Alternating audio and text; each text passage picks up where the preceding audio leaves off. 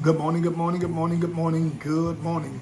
Today's wisdom will be coming from out of the book of Judges, Judges chapter 6, verse 24. That's Judges chapter 6, verse 24.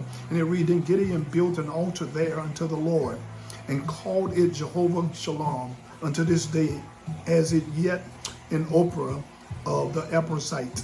Today I want to talk about finding inner peace, Jehovah Shalom. Of course, in our Bible class, Table Talk, we've been dealing with the journey of knowing God. And we are getting to know God by knowing the different name as he shared in the Old Testament, because we've discovered that every name he bears is a blessing he wants to share. On last week, we dealt with him as Jehovah Nisi. That is, God is our banner. As we enlist him in the battles of life, he fights our battle. Of course, we discovered him as Jehovah Rophi, the God, he is our healer. We discovered him as Jehovah Jireh, the God that provides for us. And today we're going to deal with him as Jehovah Shalom. That is the God of peace. Of course, everyone wants inner peace. Who don't want peace? Everyone wants inner peace, but very few people have it, because most of us have a high level of stress. Of course, we allow tension and anxiety come in and rob us of our peace. And of course, if we had to zero in on it, we'll find and discover that problems come in and rob us of our peace.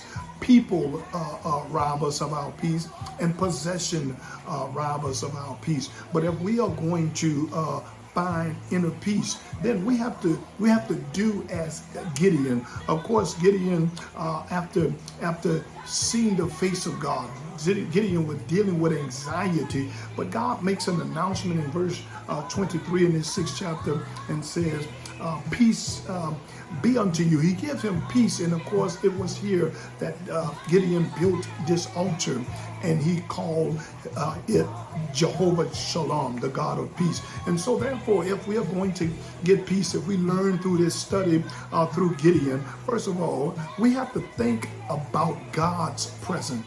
No matter who we are faced with, as Gideon, we're getting ready to face the Midianite after being impoverished and in bondage and in captivity.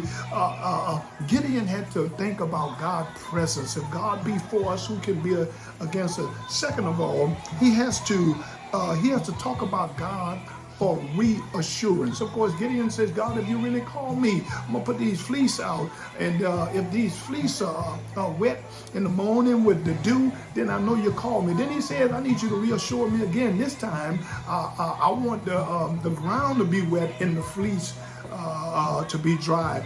God, he asked for reassurance. And then thirdly, we have to trust God direction. In the 7th chapter, Gideon went to war with 32,000, but God cut it down to 300. We have to trust God direction. Listen, if we want to get that inner peace, we got to think about God present. We got to talk about God for reassurance and get God direction. Please join us tonight for Table Talk Bible class at 7:15. We'll be on Facebook Live and on Zoom teleconference. As always, I pray God blessing upon you and your family. Real good, that he will smile upon you, be gracious unto you, and give you peace. That's my prayer for you and your family today. Finding inner peace.